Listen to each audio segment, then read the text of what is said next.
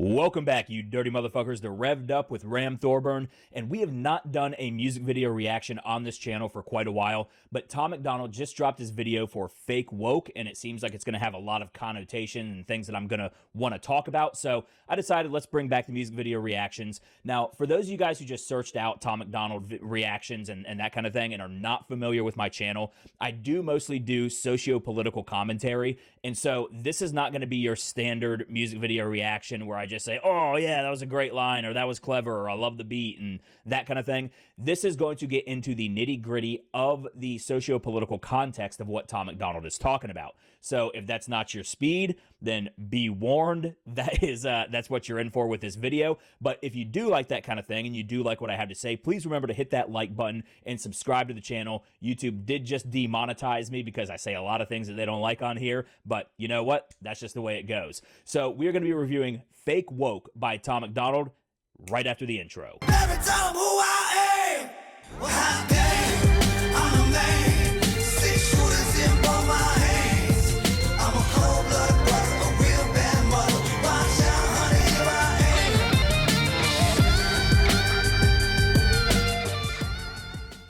am. All right, well, without any further ado, here is Fake Woke by Tom Macdonald. I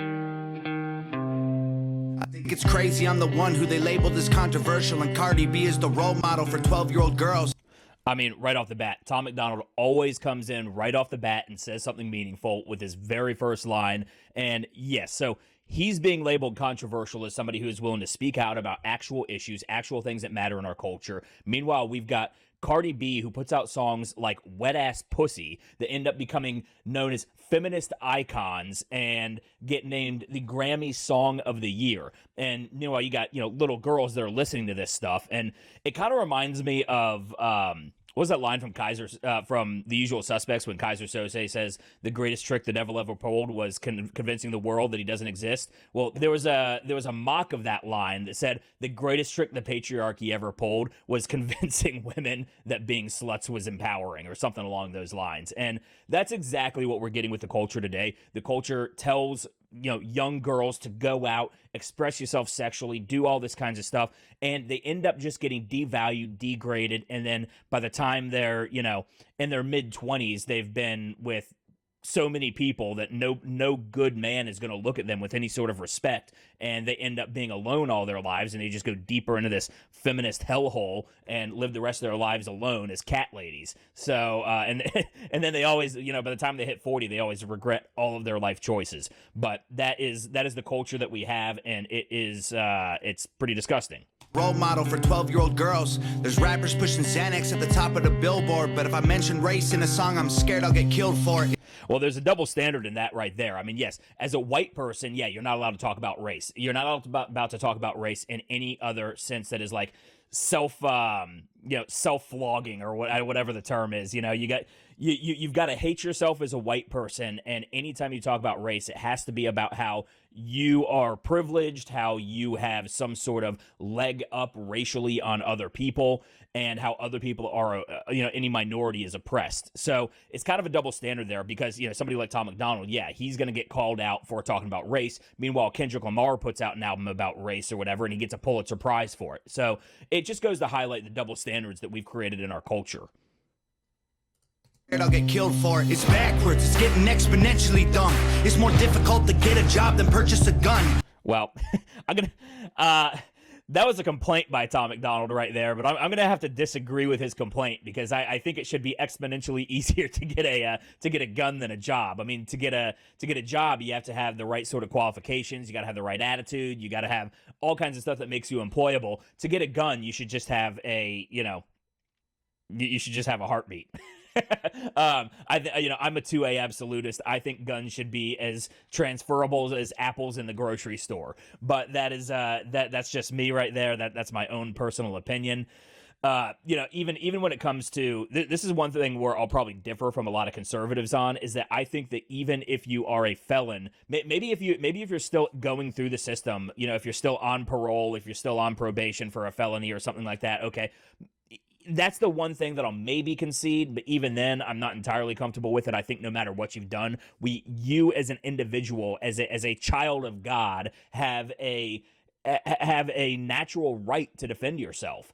But I think anybody who has gone through the system, if you have a felony, you've gone to prison, you've gotten on parole, you've gone through parole, probation, whatever it is, whatever your case entails, you've gone through it clean, gotten in no new trouble, then you should be fully restored to your rights to own a gun. That's my personal belief. I know there's going to be some conservatives who disagree with me and talk about recidivism rates and stuff like that. I think when you start getting into the idea of taking away rights as a means of security, I think you're actually playing a leftist game right there. So, I think it's always on us to defend ourselves and make sure that we are prepared for whatever comes at us.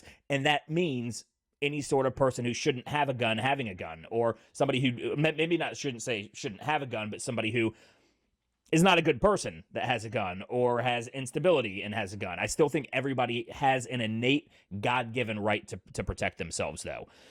So that's one thing where I'm going to disagree with Tom a little bit. Called to get a job, then purchase a gun. Eminem used to gay bash and murder his mom, and now he doesn't want fans if they voted for Trump.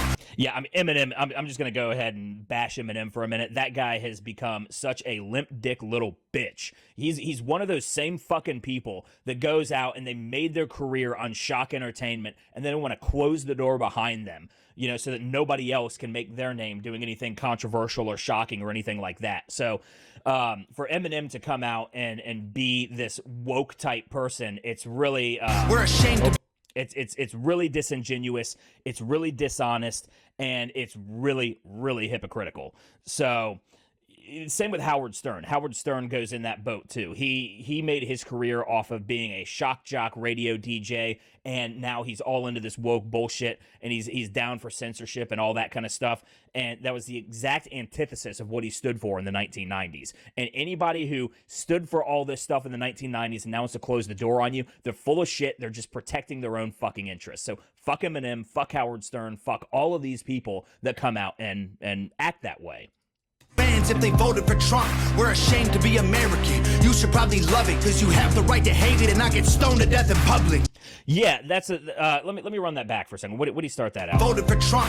We're ashamed to be American. You should probably love it because you have the right to hate it and not get stoned to death in public. Yeah, so he says we're ashamed to be American, and this is all part of the Marxist communist what's the right word that I'm looking for? Subversion. The Marxist and communist subversion that began in the 1960s. If anybody's ever watched that famous Yuri Bezmenov interview with G. Edward Griffin, then you'll understand what I'm talking about with the subversion of American culture that was part of a Soviet plot against America to destroy us from within. Because it's the slow march to the institutions, which was coined by Rudy Duchka in 1967, but was actually begun by Antonio Gramsci's cultural Marxism when he realized that the West, because we didn't have the same autocratic regimes that they had in Eastern Europe, Western Europe was going to be tougher. You actually had to subvert the culture and tear the country down from within. You had to demoralize it. You had to make people not believe in the ideals and the values of freedom, liberty, individualism, and prosperity. And so they started subverting the culture, and even in 1984, when the interview with Yuri Bezmenov and G. Edward Griffin happened, he said that he came to America and he could not believe how successful the demoralization methods of the Soviets were here in America, and that was way back, over 30 years ago, over 35 years ago. So the whole thing about hating America, that is part of it, and because the cultural Marxism has infected all of our pillars of institution. I mean, it's infected the media, it's infected big tech, it's infected the government, it's infected academia, it's infected Hollywood, it's infected everything that influences our brains. Then we can see how successful that demoralization process has been, and how we are to this day even further driven to tear down the ideals and values of a free society. And it's suicidal, really. It's suicidal. Not get stoned to death in public. As children, we were taught how to walk and talk, but the system wants adults to sit down and shut up. Cancel culture runs the world now. The planet went crazy. Label everything we say as homophobic or racist. Yeah, label everything we say as homophobic or racist, and that is just a way of telling people to sit down and shut up. By saying that whatever your opinion is homophobic or racist, they're just saying sit down, shut up, and you don't have a say in this conversation. That's why you see, abortion advocates will say that, oh, men have no place in this conversation. Well, men had plenty of place in making the baby, and it is, partially their baby too. Even though we don't gestate it, it is partially our DNA. And some of us, we might want to have a family. We might want to raise that kid. We might want to raise a kid that is going to make the world a better place than we were able to, or to raise a kid who is not going to make the same mistakes that we made. But they say that we have no say in it whatsoever when it's still killing a human being. So we see that not only, I'm just giving the abortion thing as an example of how they'll tell an entire group of people to sit down, shut up, and you don't have a say in this. Well, we see that happening with racial issues as well, where they're telling white people, you've never lived this experience as a black person, so therefore you have no opinion on the issue. But we still live in this society. We still see what's going on. We still have the ability to look at crime stats and be able to suss out when people are being lied to and manipulated. And that's the thing, is they don't want us pointing out when they are lying to and manipulating smaller minority groups of people. It's easier for them, I don't know, maybe I'm just guessing here, but it might be easier for them to, sell the lie to a smaller group of people. But then when you have other people who maybe get offended by that because they're part of the out group in that in that discussion, you don't want them coming back and pushing against the narrative and giving that smaller group of people facts about what's really going on. That's why, we can see all day there was one story about this black mother who took away her son's car keys and wouldn't let him drive because she was so terrified that he was going to get shot by the police. Meanwhile, it completely negates the stats on black crime. If you're a black kid and you live in the inner city and you're going out and your biggest threat is not the police, it's going to be other black people. It's going to be other black people. I mean, I think it was Chicago alone had, or what maybe it was America in total, their gun murders.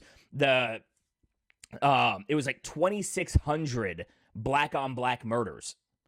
It was only like 340, I think, white on black murders. But, of course, they're going to paint the white people as being the worst, as being the racist, as being the white supremacists, that we want to go out there and lynch black people and all this bullshit, when you can look at the stats and clearly point out that there are issues in the black community that need to be solved. And the more we keep laying the blame on white people and police, the more we we kick the can on the actual problems that are affecting the black community. And just because I'm not black doesn't mean that I can't sit here, live in the world, see the issues, and say, well, hey, have you guys tried this? Have you guys looked at this? Have you considered that?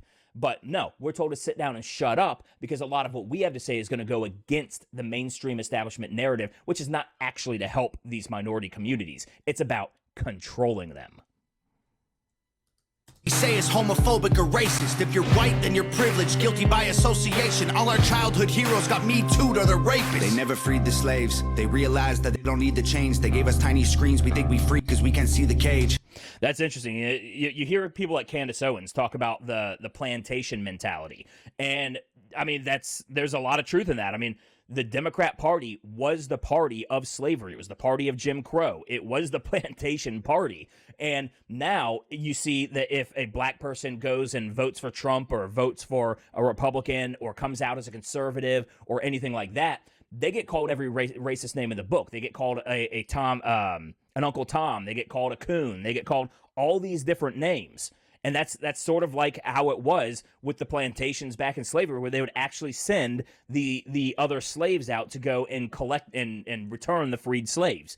And we see that it's sort of a mental slavery, though. It's a mental prison and a mental slavery that they are putting people under. And this isn't just about black people. That was just a very relevant point to make, and using Candace Owens as an example there.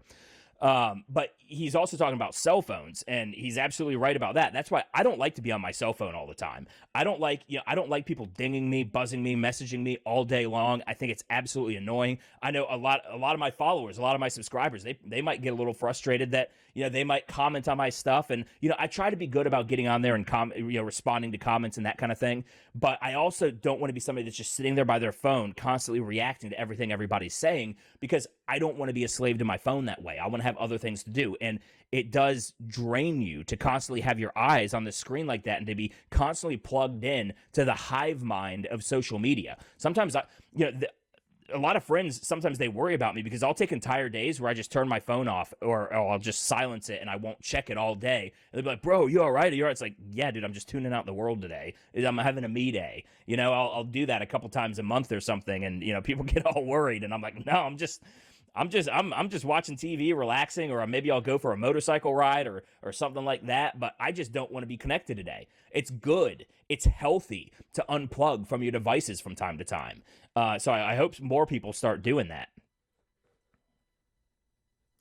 We free because we can't see the cage. They knew that race war would be the game they need to play. For people to big teams, they use the media to feed the flame. That's exactly true. They absolutely use the media. And, he talked about race war was what they were going to need. And I think what the real issue was that through the 2000s, before Barack Obama, it kind of seemed like the whole racism issue was a dead thing in America. People typically got along just fine. I lived in Gwinnett County, Georgia when I was growing up. And at one point, that was the most socioeconomically diverse county in the entire nation, I believe. I might double check me on that. I think that was something my mom told me. So she might not have heard that right, or maybe have heard something that was wrong, but I'm just taking her word for it at this point. But it was a very socioeconomically diverse area. And my high school had, damn near, it was like the UN in there. Nobody cared about race. Nobody gave a shit. And so I think that what they realized was that, through all the civil rights movement, and of course the civil rights movement took time to actually come together. It took the next generation really to grow beyond a lot of the racial animosity or the racial prejudices that have been ingrained in humanity since the beginning of man, really. It's just been ingrained in humanity since the beginning of time. But they saw that was going away, and they realized that they had lost a very powerful tool of control against us. And I think Barack Obama did a very spectacular job of fanning those flames and reviving the racial strife that had really gone by the wayside here in America. The civil rights movement was an outright success and good for it. But they couldn't have that. And so now we get to the point where we have California. This was on the referendum back in November. They were actually trying to get rid of California's civil rights language in the state constitution. And of course, they painted it as affirmative action, so that they could actually use race as a deciding factor in their hiring processes, because then they could implement affirmative action and hire minorities. But at the other side of their mouth, they're also telling you that white supremacism is a massive problem in this country, and all these rich white people that are just trying to keep the black people down. Well, those are going to be the ones that are giving out the jobs. So do you think that they're going to use this new language as a way to as a way to actually do affirmative action, or are they just going to say, all right, we're going to hire all white people now? Now, of course, they're talking about both sides of their mouth, so neither side is true. Neither side is true. We know that white supremacy isn't a huge deal, and that there is not a very big discrimination factor going on in workplaces, but it was a way for them to go ahead and take away the civil rights legislation, because they realized that the civil rights movement and the successes that were spawned from it were such a detrimental tool to their ability to drive wedges between us, the people. They use the media to feed the flame. They so fake woke. Facts don't care about feelings. They know they won't tell me what to believe in. They so fake woke. Same old safe zones. They so fake woke. Facts don't care about your feelings. I think it's crazy how these people screaming facts, but they fake woke. Hate their neighbor cause he wears a mask or he stays home. Has a daughter, but his favorite artist said he slays hoes. Picks her up from school, music slaps on the way home. Yeah, that's just the degradation of our culture right there. And, I touched on that a little bit earlier with Cardi B, and how, I can't even really listen to all that kind of stuff anymore, because you really do. We kind of are at that point where we have to reconcile the type of cultural influences that we take in and the type of footprint that we want to leave on this world. It's not all mutually exclusive, kind of like what the cultural zeitgeist felt like it was for quite a while up until recently. Picks her up from school, music slaps on the way home. Censorship's an issue because they choose what they erase. There's a difference between hate speech and speech that you hate. That's great. Yeah. So he said, what was it? What was that He line? slays hoes, picks her up from school, music slaps on the way home. Censorship's an issue because they choose what they erase. There's a difference between hate speech and speech that you hate. Yeah, censorship's an issue because they choose what they erase. And I don't know if you guys have read the book 1984. I know a lot of you guys probably have, but it's probably been a long time. But, you know, the main character, Winston, he worked in the Ministry of Truth. And his whole job was correcting the record for past propaganda so that it matches present propaganda, and anything that was from the past, he would throw down what was called the memory hole. And we hear that term all the time, and a lot of people probably don't even realize it comes from 1984, but it's taking the past or taking things that you don't want being shown, crumpling it up into a ball and throwing it into a hole where a vacuum tube takes it to the furnace and it just gone as if it never happened. And the memory hole has become such a huge part of our modern society, and especially through censorship, because what they'll do is they'll just erase you off social media so that you don't even exist, you don't have a voice, and then you also it allows them to just sit there and denigrate you constantly in the public sphere, and you're not able to defend yourself. It takes everything that you stood for, everything that you believed in, erases it from the conversation, throws it down the memory hole, and then they create their own narrative about who you were, what you believed, and everything like that. So yeah, what was the second part of that line? Chip's an issue because they choose what they erase. There's a difference between hate speech and speech that you hate. Yeah, there's a difference between hate speech and speech that you hate. And, you know, that goes back to the whole idea. It used to be that I disagree with what you say, but I'll defend to my death your right to say it. And that sentiment almost doesn't exist in America anymore. It still exists a pretty good bit on the right. But the left, no, absolutely, they do not agree with that whatsoever. And actually, to be honest, I kind of hate using the right and left dynamic because it doesn't really make sense anymore. Because, you know, you get people who are like legitimate neo-Nazis and they're called far right, but then when you look at what they actually believe in from a policy perspective, it's much more similar to the people that are like the socialists and the left, you know, quote unquote leftists. So the right left thing, it's basically just, if you're far right, that basically means you're far left, but you like white people. That's basically what it means. So I don't know. Now they're even defining our political spectrum based on racial preferences, which is absolutely ridiculous, which is why I kind of came up with a new spectrum for political identity. And it's a scale from 1776 to 1917, the American Revolution or the Bolshevik Revolution. And, you know, I'm 1776 all the way. So, but anyways, I digress. Between hate speech and speech that you hate. I think Black Lives Matter was the stupidest name when the system's screwing everyone exactly the same. He's absolutely right that, yes, the system is screwing everyone exactly the same, but Black Lives Matter was not a stupid name. It was a nefarious name. It was a duplicitous name, but there was an evil genius to it, and that the entire movement was a smokescreen. They camouflaged themselves as civil rights leaders, civil rights activists, when in reality, they were nothing but Marxist organizers. You have Patrisse Cullors, who claimed that her and Alicia Garza, the co-founders of Black Lives Matter, were trained Marxists. And the thing that was so brilliant about it, in an evil way, of course, was that it made it so that if you went against the Marxist movement that they were pushing, it made it sound like you were going against an entire race of people.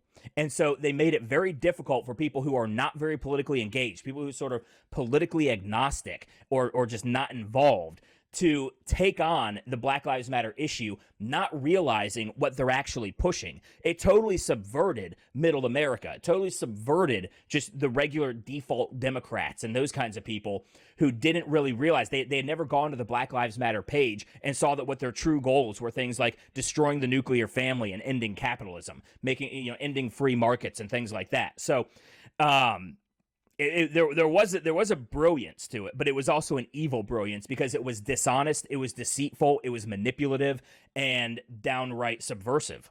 So, screwing everyone exactly the same. I just want to spend Thanksgiving Day with food and my family without being accused of celebrating native casualties. We got so divided, it's black and white and political. Republicans are bigots, libtards if you're liberal. There's riots in Tom always has to throw a bone to the other side.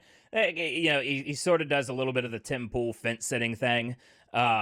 Which, you know, you can criticize him for it, but I guess it does expand his audience, and it does give them certain views that calls out the bullshit. So I won't fault him too much for that, but that is sort of a trademark. A trademark that Tom Macdonald and Tim Pool have in common, where they kind of throw bones to both sides and sit on the fence a little bit. But If you're liberal, there's riots in our streets and it's just getting worse. Y'all screaming deep on the police, y'all a genius for sure. yeah, they say defund the police. You know, that's not what they actually wanted. They didn't want to defund the police. They wanted to abolish the police as they were and then reinstitute their own moral authoritarian police. And we saw that perfectly. Well, we actually see it anytime we see like the Proud Boys attack Antifa, or it doesn't even necessarily have to be the Proud Boys. It can be whenever Antifa, you know, goes out and does all their bullshit, screams ACAB, all cops are bastards, and defund the police and all that bullshit. The minute they get wailed on by a conservative or anything like that, they scream to call the police because A, they're fucking 90-pound soaking wet pussies, but B, because they're entirely disingenuous. They don't actually want to defund the police. They don't like the police actually enforcing laws that are on the books. They want police that will go around and do basically hate speech police and things like that. People who go, they want thought police. That's what they want. They want the whole thought crime of 1984 to come into life, and they want the thought police. And we saw that. We saw the disingenuousness of the left, especially when we saw the Chaz get set up, or the CHOP, whatever you want to call it, in Seattle, the autonomous zone. You know, all those same people were railing against the border, railing against ICE, saying that the border wall was evil, that defund the cops, all cops are bastards. They went after the police station there. But what was the first thing they did? They set up barricades so that people could not get in there, and then they set up their own security team that operated as a police force, a very untrained police force, and it ended with these like two 16-year-old kids were like, I guess they were running from the real police, and they went to Chaz for safe harbor or whatever. They go in there, they speed in there, and these Chaz security officers or whatever, you know, remember we had we had, what was his, I forget his name, the SoundCloud warlord or whatever. They emptied 300 rounds into this SUV and killed both of the kids. Can you imagine 300 rounds out of an AR-15 into a truck or into an SUV? You know how much 300 rounds is? If you got standard 30-round magazines, you could have 3 people with AR-15s, and you're talking about each one of them mag dumping 3 times into that car. Just mag dumping 3 times. Absolutely insane. Absolutely insane. So these people are not real at all about what they really believe in. They want to subvert us, get rid of the establishment, and replace it with the exact same thing, except on steroids and in their own image, which is likely going to be more like thought police instead of action police. So, can't believe a word these motherfuckers say. On the police, y'all a genius for sure. They're underfunded already, they're way too busy to work. Order food and call the cops, see what reaches you first. Well, especially when you got all these cops that are quitting because you're having all of these, you know, the political side of the police, the commissioners and the top brass of the police. You know, those are very political positions. They start caving to this and they start throwing their own officers under the bus over pressure. We saw that in Atlanta when, what was his name, Garrett Rolfe, or I forget the officer's name, who shot the guy at the Wendy's. They immediately threw that guy under the bus. The mayor threw him under the bus. Claimed out they tried to charge him with, I think it was first-degree murder, when the guy had literally just beat them up and was pointing their taser at them, which a taser can be a deadly weapon. It can stop somebody's heart. So, and also they don't know what this person is going to do. If he just beat up 2 cops and is now, you know, pointing weapons and running around, he could be a threat to anybody in that parking lot, in that crowded area. So, yet he did the right thing by shooting that dangerous person. But the mayor, the police chief, they all threw him under the bus because they caved to the pressure of the woke mob. See what reaches you first. Segregation ended, that's a lie in itself. That was a strategy to make us think they were trying to help. I mean, segregation did end for the most part. Now, I mean, you do see sort of like it's not even really segregation, but you'll see like different neighborhoods will align along cultural or racial lines. But that tends to sort of be a natural order type thing where like just wants to be around like. You know, you just want to be around people that are similar to you, people that you have more in common with. And I don't think there's anything inherently racist about that. That's just sort of the tribalist familiarity bias that is just natural to every single human being on this earth. But he was talking about segregation. And we're seeing segregation coming back. I mean, we've seen certain school dorms talk about having black-only dorm spaces. We saw in Seattle, they had certain kind of, sensitivity training or some bullshit where there was one room for white people and another for POCs, person of color. If nobody's seen the Ryan Long comedy sketch, you look it up on YouTube. It's called Woke versus Racist, and you can see how much like the woke leftists and the ardent racists actually have in common, and it's hilarious. So check that out. But another instance we saw, this was probably one of the most egregious. We saw at University of Michigan Dearborn, they had a cafe that was a non-BIPOCs only cafe. Now, most of you are sitting here saying, what fucking language are you speaking right now? Non-BIPOCs means non-black indigenous people of color. Basically, it's wokies for whites only cafe. These people want the same damn thing as the racist segregationalists. The Democrat Party has not ever changed. They've never changed. They're still the racists. They're still the bigots. They're still the people who want to divide everybody because they understand that that is where their power lies. But you legitimately have college campuses that in the name of wokeness are creating whites-only cafes. How much you want to bet that cafe was probably nicer than the other ones, too? Just like the old water fountains, huh? I mean, these people are absolutely insane, and anybody who buys into this bullshit is brain fucking dead. Strategy to make us think they were trying to help. They knew that racism was hot if they designed it to sell. We buy up every single box and divide us ourselves. Now, that was great. There's two things to cut in there. Now, he was saying that racism is hot. Racism was not hot by any sort of natural order. Racism was made hot by the establishment, mainly Barack Obama. Barack Obama really fueled the racial divide in this country. And from there, I mean, with Trump getting in office, it just gave them the natural kerosene. Not that Trump was racist or anything. He was not. But he was just so brash and so unpolished. He didn't use the same glossy, verbose sort of ways to lie to you.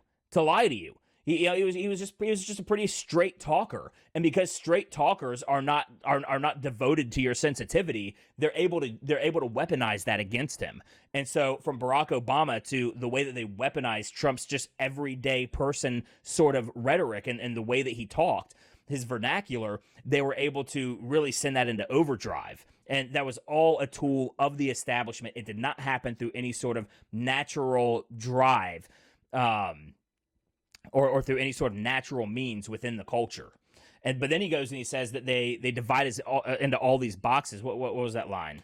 Buy up every single box and divide us ourselves. Yeah, buy up every single box and divide us ourselves. And that is exactly true. Because for them, what they want us fighting each other more than us looking at them and saying, take them the fuck down. And we're really seeing that exposed right now with the whole GameStop thing, because we're seeing people left, right, no matter where you are on the political spectrum, you are cheering the establishment, the people who have been manipulating the markets and fucking with our wealth for so damn long at our expense to further enrich themselves. We're all coming together and saying, yeah, fuck these guys. Fuck these guys. So we're seeing a populist movement that is really sort of breaking that a little bit.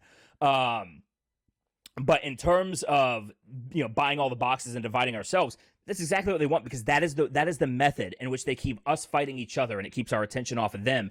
And what's really funny about that is because the left engages in that kind of stuff, and the right, for the most part, does not. The right, for the most part, does not engage in that kind of stuff. But the left, they will cut you into so many different categories of people that it's almost just entertaining to watch the dragon eat its own fucking tail in that side of the political spectrum. Because, for a while it was the feminists had all the power, and they were the cream of the crop with the left. And then you had the trans movement come along. All of a sudden you had these feminists say, hold on, these are dudes pretending to be women. No. And then all of a sudden they got labeled TERFs, and they were the bad guys. So it's funny because you divide it enough, and you're not going to be able to form this powerful coalition. And that's what I used to think, was that they were actually trying to form a coalition of these minorities. It was easy to control each group and then bring them together as a coalition, when I think maybe I might have missed the actual purpose. And the purpose was actually to create all these different small coalitions and then get them to just eat each other while the establishment did whatever the fuck they wanted. But most of us on the right are a little too wise for that. We've seen the game played enough. Single box and divide us ourselves. They so fake woke. Facts don't care about feelings. They know they won't tell me what to believe in. They so fake woke. Same old safe zones. They so fake woke. Facts don't care about your feelings. We use violence to get peace and wonder why it isn't working. That's like sleeping with a football team to try and be a virgin. That's interesting, and he kind of has a point, but I don't know exactly what he means there, because if he's talking about having a very strong military, there is the sort of idea of peace through strength. Now, if you are actually using that strength to go and invade foreign lands and raid their resources and basically everything that we've realized that the Middle East wars have been about, they've all been bad faith wars that have been more about protecting the establishment's resources and than it has been about anything else. Then yeah, I can see that. But for the same reason that I am a 2A absolutist and I think everyone should own guns is the same reason that I depending on what the context of exactly what Tom means here, I might take a little issue with it, because there is such thing as peace through strength, just like an armed society is a polite society. You know, you're not going to have criminals go and testing a bunch of people that they know are armed, because it just changes the risk-reward dynamic to the point where it's no longer worth it. The risk becomes higher than the reward. So Politicians are for sale and someone always makes the purchase. But you and I cannot afford it. Our democracy is worthless. I mean, he's got a point there. I mean, we're seeing that outright right now. That yeah, we've basically been sold off. And the crazy thing now is that we're now no longer just being sold off to, you know, rich and powerful people in our country that might still, you know, like America and like the country that they live in and want it to be nice. They're now selling it off for parts to foreign countries, China especially. Is worthless. If a man has mental illness, call him crazy, say it silently. When country's going crazy, we accept it as society. Get sick and take a pill. When the side effects get you high, you get addicted like these rappers dying fighting sobriety. Censoring the facts turns our children into idiots. Yes, censoring the facts turns our children into idiots. That is exactly true. There was a study that was done that basically showed that incoming college freshmen knew more about United States civics, United States government, how our country works than outgoing seniors did. Let that sink in. People actually went to college and got dumber because they're fed lies. They're fed lies. These people get their power through lying to us and constructing a fake reality that we sit here and basically our fake reality is a box, so we can't see what they're doing, and so we can't rise up against them. But yeah, it creates stupid people when you create an entire world based on lies. That's where you get the Orwellian doublethink too, where they start holding contradictory positions. They start holding positions that you can't really hold both positions simultaneously because they cancel each other out, yet because of mental gymnastics and rationalization, they're able to hold both of them simultaneously and then become unconscious of this sort of mental hypnosis that they're performing on themselves. They claim it's for our safety. I'll tell you what it really is. Yeah, all the things that they do out of our safety. Yeah, whenever they say that they're doing something for our safety, you can be goddamn guaranteed that they're actually doing it for their safety, to take our rights away to protect them. It's just like we're seeing right now. Again, we're seeing all of this play out right now with the whole GameStop thing, and we're seeing that these companies like Robinhood, they're saying, "Oh no, we're taking these off because it's for your safety. The markets are too volatile, and you guys are too unsophisticated to understand what's going on. So it's for your good that we are going to only allow you to sell GameStop stocks without letting you buy them. When in reality, making it so that you can only sell them and not buy them just drives the price down and allows these short sellers to buy them back up at the low cost and not lose all the money." They're protecting the fucking hedge funds in doing that. So whenever somebody tells you something is for your safety, they can get fucked. They can get fucked. They're lying to you. They are saying that with a forked tongue. Tell you what it really is. Removing information that empowers all the citizens. The truth doesn't damage. Exactly. Removing all the information that empowers the citizens. Sorry, I know I'm stopping a lot, but the truth doesn't damage points of view that are legitimate. They're trying to change amen to amen and women. How'd we let them make praying a microaggression? Instead of asking God for the strength to keep winning, we cheat to get ahead and then we ask him for forgiveness. Feminism. That's exactly what they do. I mean, that's what the establishment does. And he says we, and I don't really like. He should say they in that sense. We don't cheat. We don't cheat to win. They cheat to win, and they cheat us out. They cheat us out, and then I don't think they pray for forgiveness. I think they're very quite proud of what they do. Used to be the most righteous of fights, but these days it feels like Wait. we cheat to get ahead and then we ask him for forgiveness. Feminism used to be the most righteous of fights, but I'm going to take issue with Tom Macdonald on this one. I don't think feminism was ever the most righteous of fights. I think feminism was ever since the starter gun was shot on feminism was the same starter gun being shot on the disillusion of gender roles in this country. And call me old-fashioned, but I do believe that there are certain gendered roles in this society. And you know what? I've got some rather controversial and unpopular views about women in politics. So and now keep in mind, my views on women in politics are not universalities; they're more so generalities. But by and large, I don't think most women are cut out for political life, and I kind of put the ratio at about 2/3 of women should stay politically uninvolved, and then there's about 1/3 who are able to see through the bullshit. But I mean, when you look at the left, it's mostly young, impressionable women who are not able to see through the bullshit because they get caught up in the emotional draw of leftism, and then you have weak men who simp for these women. That's mostly the left these days. That's most of what you see. So I'm sorry if I'm calling it like I see it and it offends you. This is not, and again, this is not a slight on all women and saying that no women deserve to be in politics. But look at this, just do a little research on the stats and what our political direction would have been had women never been able to vote. And I'm sorry to say, but we would be better off as a country. We would be better off as a country right now if that had been the case. Now, of course, that is a one-sided take on it because, of course, we as people all have human dignity and should have a say. So it's a difficult thing to actually to balance out there. But I mean, the numbers bear itself out, and I don't know what the issue is. Maybe it's hormonal. Maybe it's just the nurturing nature of women, but they do seem to be more susceptible to the lies of leftism than men do. And again, a lot of the men who fall prey to it are sort of these weak men who simp for these feminists, you know, who will go out and wear the pink pussy hat and say, I'm with you. Now, will you please bang me because I can't get a real woman? You know, they're creepers. They're creepers. So, sorry if I offended anybody with my take on women in politics. I know it's controversial, but again, it's not a universality. It's just a generality. And again, I said it at about a 2/3, 1/3 ratio. So, in terms, so sorry if you don't like it. Actually, you know what? I'm not that sorry. If you don't like it, go fuck yourself. But these days it feels like they secretly hate guys. I don't trust anyone who bleeds for a week and don't die.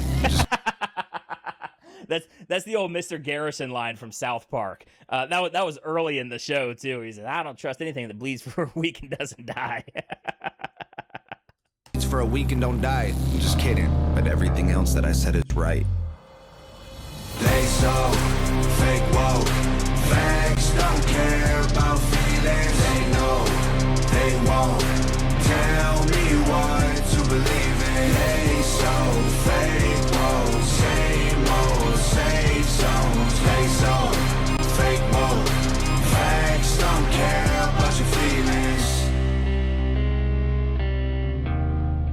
All right, so that was Tom Macdonald, Fake Woke. I think he did a good job on this one. I mean, Tom Macdonald always comes with these solid commentaries. He gives me a good amount of stuff to talk about, so I do like that. Overall, you know, I like the song. I like the beat. You know, Tom delivers as always. His verses always kind of have that same sort of sound to it. So, I mean, this isn't anything especially groundbreaking for Tom. He didn't push any real new envelopes, but it's just further continuing what he's doing and pushing back against the narrative, which in current pop culture is extremely important to do. So, anyways, guys, don't forget, if you liked this video, if you liked what I had to say, even if you didn't like what I had to say about women in politics, go ahead and give this video a thumbs up, subscribe to the channel, hit that notification bell. Also, don't forget to follow me on my other platforms. I am on BitChute, Rumble, and Gab TV. I got a feeling I'm not very long for YouTube. They're probably going to ban me pretty soon, so make sure you follow me on the alt media sites as well. And with that, that's going to wrap up this video. So as always, rev your engines, ride hard, and fight like hell. Every time who I am, well, how dare I'm a man.